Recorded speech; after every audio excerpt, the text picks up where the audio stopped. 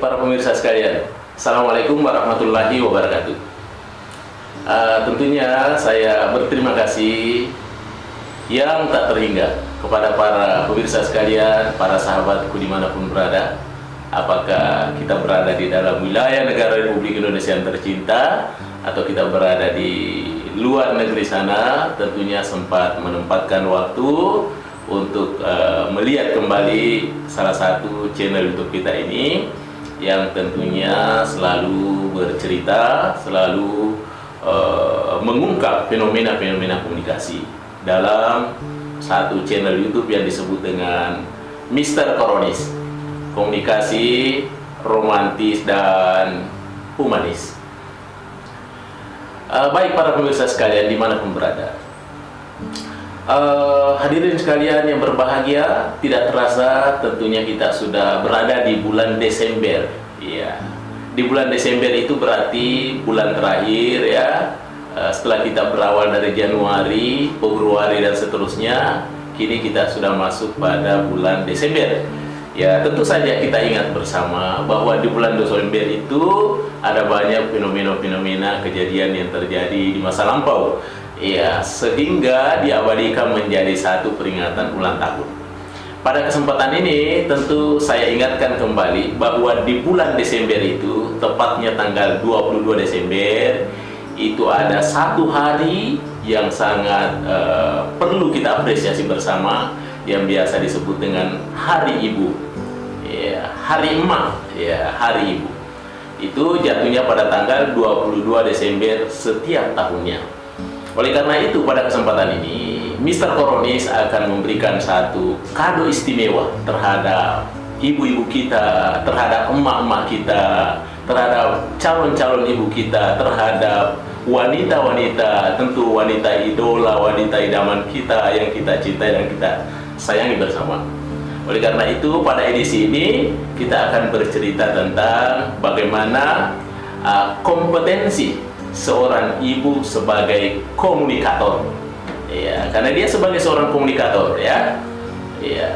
Maka pada kesempatan ini saya mengurai ya bahwa ada 4 ya kompetensi atau posisi ibu sebagai komunikator yang biasa saya singkat dengan emak.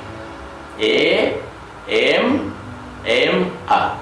Ya, kadang-kadang kita panggil ibu itu emak. Makanya ya, 4 kompetensi ini yang dimiliki oleh ibu kita di rumah. Ya. Baik, apa itu?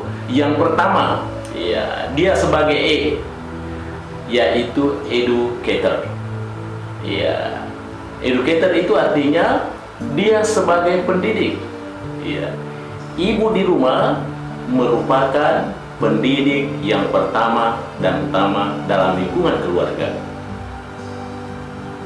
Bayi yang belum dilahirkan, masih dalam rahimnya, dia sudah bekali dengan nilai-nilai pendidikan. Sehingga dengan demikian, sekitar lamanya 9 bulan 10 hari, dirawat dengan baik, dikasih makanan-makanan bergizi di dalam tubuhnya dengan baik. Setelah itu, kemudian dia lahir ke dunia, pindah dari alam rahim ibunya ke alam dunia, maka pendidikan tidak pernah berhenti dia berikan. Sejak lahir dari rahim ibu, kemudian dia masa anak-anak, masa bayi, balita, masa anak-anak, kemudian remaja, dewasa dan seterusnya, ibu tidak pernah lepas kontrol dari pendidikan anaknya. Makanya saya katakan bahwa ibu adalah pendidikan yang pertama dan utama di dalam lingkungan keluarga. Oleh karena itu, dia berfungsi sebagai punya kompetensi sebagai seorang komunikator di rumah, yaitu sebagai educator atau educator ya. Itu yang pertama, sebagai pendidik. Kemudian yang kedua,